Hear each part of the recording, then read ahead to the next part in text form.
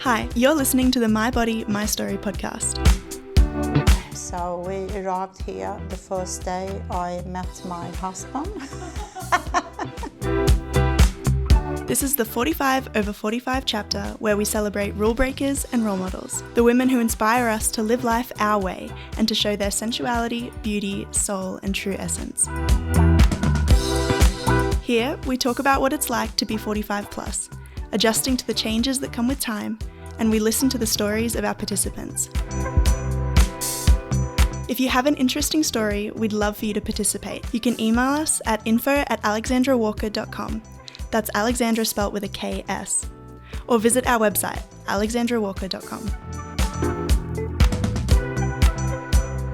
Hi Annika, welcome to the studio, welcome to the project. And let's start and tell us a bit about yourself. Well, thank you so much for having me here today. My name is Annika. I turned 60 this year. So I decided to go on this project. I was born and raised in Stockholm in Sweden. Mm-hmm. And when I was 21, I came out to Australia with a girlfriend to do some traveling. Mm-hmm.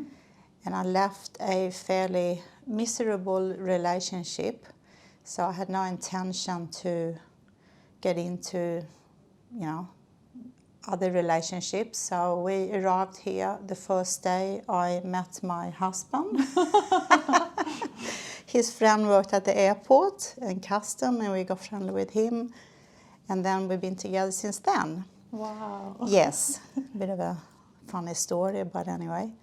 We stayed here for 6 months, my girlfriend and myself, and then she went back to Sweden. She didn't really like it, and I was in love and all the rest of it, so I stayed.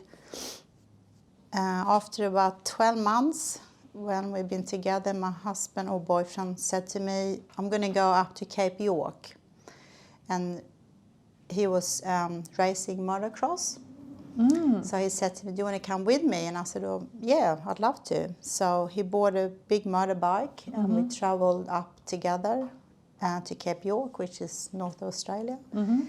And he did this race, and then we had no other commitment, so we ended up driving all the way around Australia. We spent 9 months together on the bike, and that was fantastic. Wow. It was so good. It was really exciting, and we were young and in love, and it was really good, yeah. Mm. Then since then we've been back and forth to Sweden.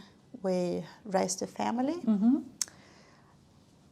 And the last, about 12 years ago, we had a bit of chaos in the family, so we decided to go back and stay in Sweden for a while. Mm-hmm.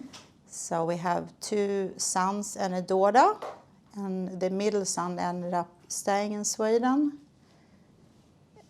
So he's living there with 2 girls, 2 daughters, and the other son came back here, and the daughter is still traveling. Oh, she still hasn't decided where she wants to. No, she's only 26, so she's moving around everywhere. Yeah. Yeah.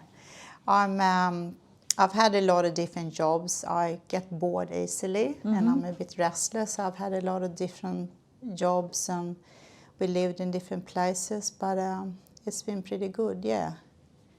So what's your favorite place in Australia? I loved Alice Springs. Mm-hmm. It was really different. And I thought, coming from Europe where everything is just very congested and people everywhere, I thought that was really, really good. We stayed there for a couple of months, and we worked. Mm-hmm. And we used to go camping in the desert and the oasis, and it was fantastic, yeah. Mm. But I love to, my husband and I, thinking of when we retire to buy a motorhome and do the same trip again. Mm. So nearly 40 years later. Yeah, that would be great. Yeah, it's such a great country. It's just got everything. So, and it was really good for me because I not sort of come from here and to just explore the whole place, and I really knew all the, Perth and Broome and Darwin and Tasmania and everything. So yeah, it was really good. So, but do you feel yourself Australian or still think that you're an international person? Yeah, people ask me that, but I do feel Australian because I mean I lived here most of my sort of adult life, and I've worked and got on network friends and family and all that. So I do feel Australian, yeah. When I come back here, it feels like I come home. Yeah, but I do that when I go back to Sweden as well. I feel that I belong there as well. It's a sort of funny feeling. But it's a good feeling as well. That's great. So, what are you most passionate about in life? Well, I'm passionate about a lot of things, but I think the top of the list will be traveling. Traveling. Yeah, I did inherit that from my dad. My dad, we used to travel quite a bit when I grew up.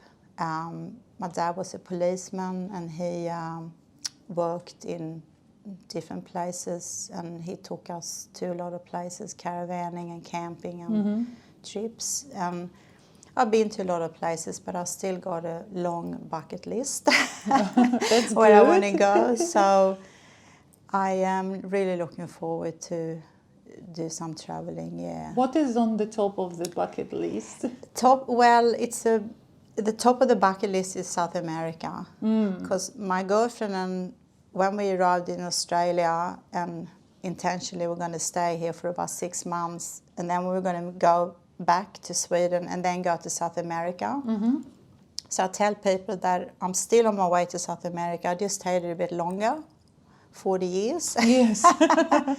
So I would like to go to Costa Rica, Argentina, and maybe Chile. Yeah. So, and then I also want to go to Iceland, do some horse riding, and I also want to climb.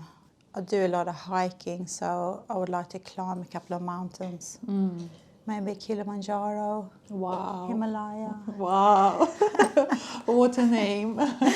That's, yeah.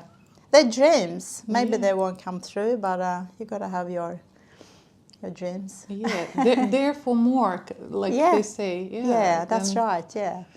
I agree. So, interesting. And so, was your jobs connected to travel industry, or like how did you manage your passion and your everyday? Well, funny enough, it's not, and that's one thing I've been thinking about, because I've had a lot of different jobs in a lot of different industries, but I never really managed to get a job where traveling was involved. I'm quite adaptable, and I'll get a job when I need to. Yeah, I'm not sort of scared of doing some hard work to.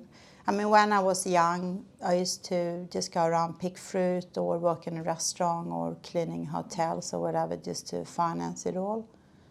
But so you keep traveling for fun? Yes, for I work. do. Fun and exploring, the country, and I try to not sort of touristy. Like I'll probably maybe go and stay in the suburb, or try to be, fit in with where I am, sort of thing. Try to imagine being a local. Yeah, exactly. Yeah. Okay, so you have a lot of plans and things to do, and you mentioned that this year you turned 60. Yes. So do you see any positive changes that come with this age? I do. I think because you go through life and experience different things, both really good and really bad, and if you learn and embrace it, I think you sort of come to terms with things when you get a little bit older. And I think that's a good thing. I got fairly fiery personality, and I feel that I mellowed a lot when I get older. I'm not sure if that's physically with hormones, or if it's because I'm content that I've done a lot of things in my life. But I think that's I'm really happy with my age now. I think it's a good age, and I'm sort of embracing it, which is good. I think that's positive. Yeah. And what is the biggest challenge at the moment? Well, the challenge at the moment, I guess, is physically your body change. You can't really do what you could do before. You can't run so fast or lift so heavy things, or your body is changing. But I think by now you're just going to accept it, and sort of I'm pretty comfortable in my body.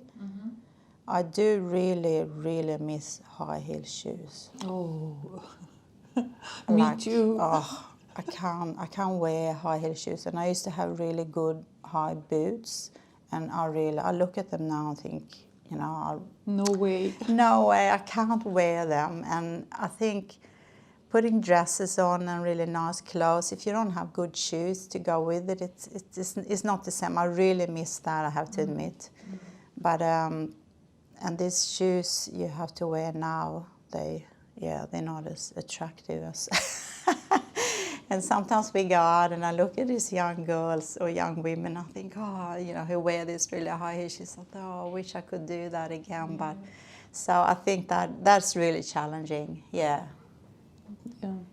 It just a couple of days ago I threw away all my high heels, which Oh, were did you? yeah, I kept it in the cupboard. Then they all got old and not used. So I thought, okay, I'll get rid of them. Yeah, there's no choice. You don't have any choice. It's just the way it is. But I do find that very challenging, actually, the shoes. That's an interesting challenge. I haven't heard that before. Oh, okay. Yeah. I like it. So, what would you say is your greatest accomplishment so far? Well, I guess I haven't made big career in any industry or anything like that.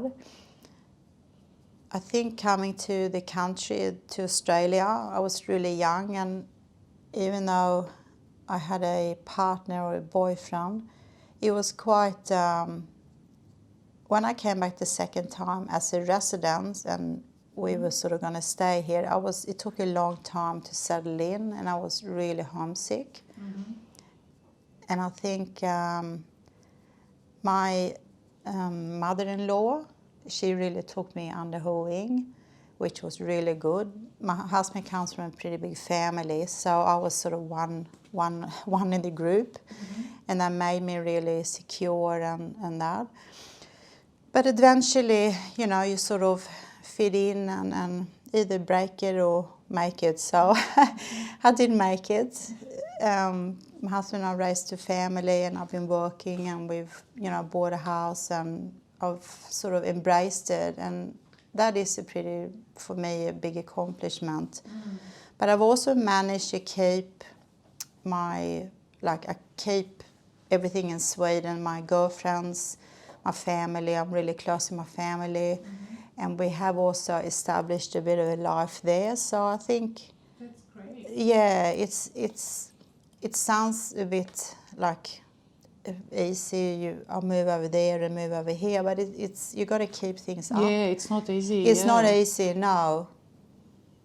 So I think that in my life has been accomplishment. That's great. Yeah, to establish life in two countries, yes, like a active life, which is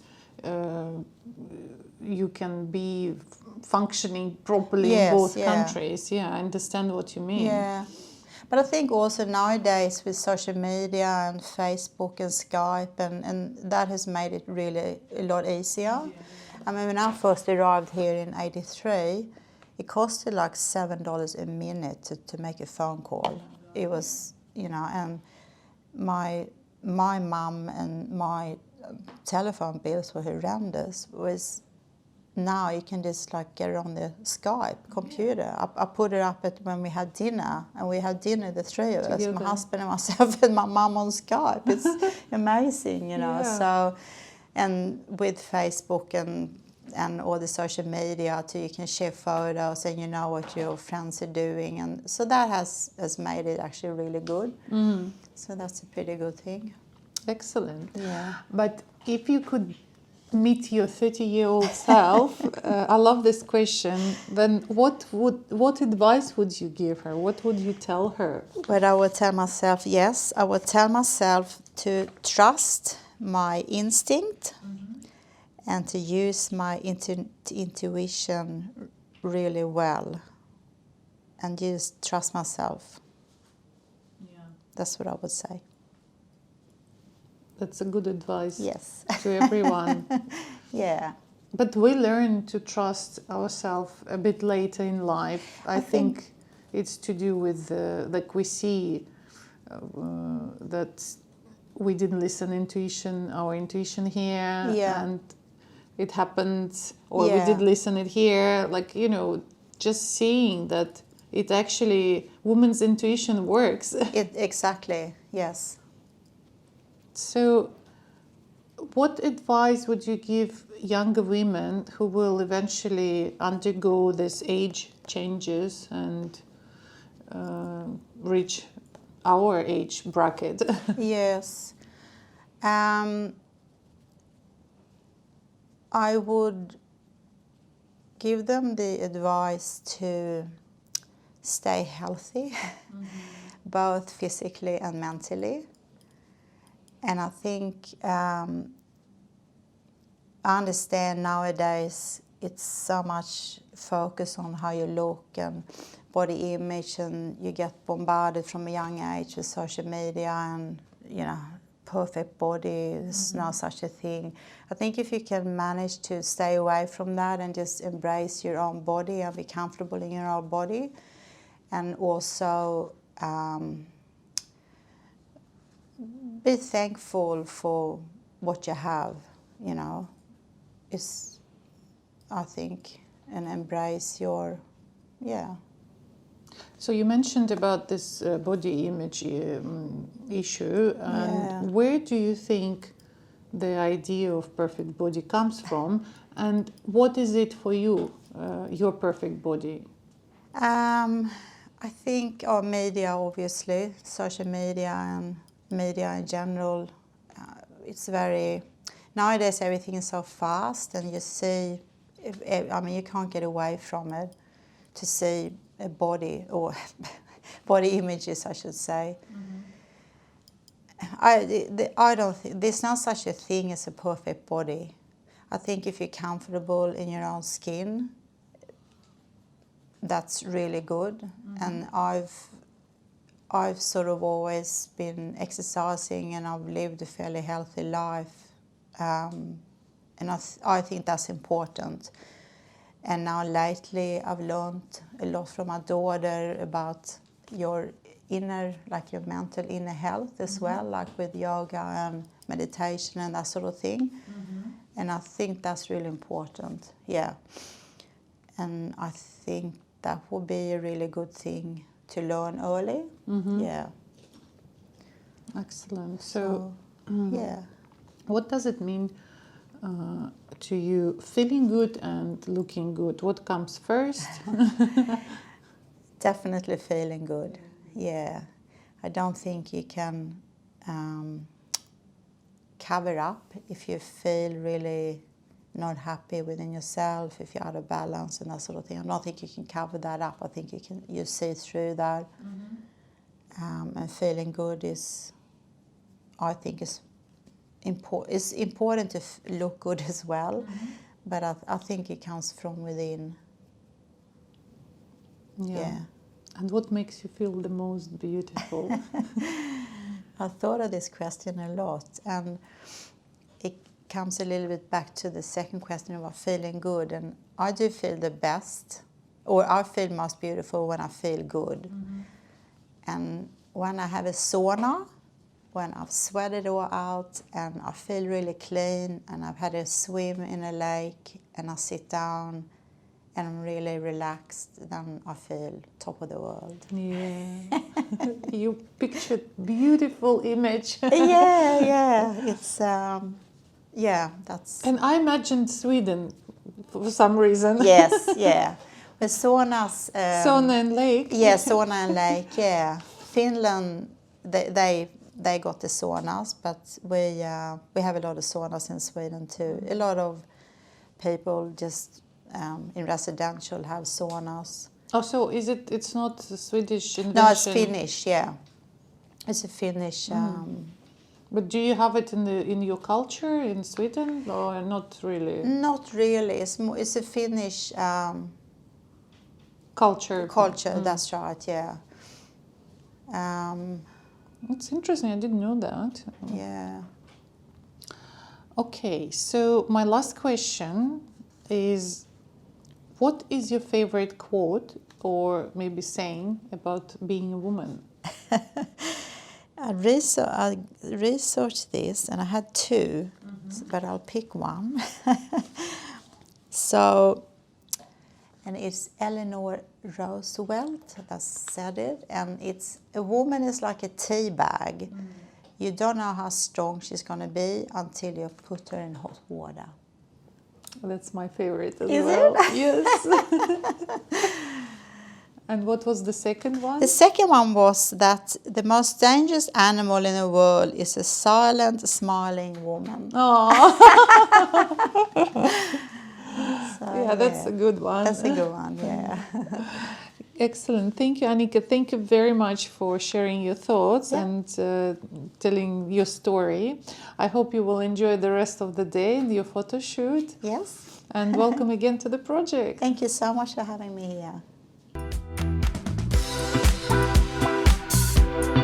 If you have an interesting story, we'd love for you to participate. You can email us at info@alexandrawalker.com. That's Alexandra spelt with a KS. Or visit our website, alexandrawalker.com.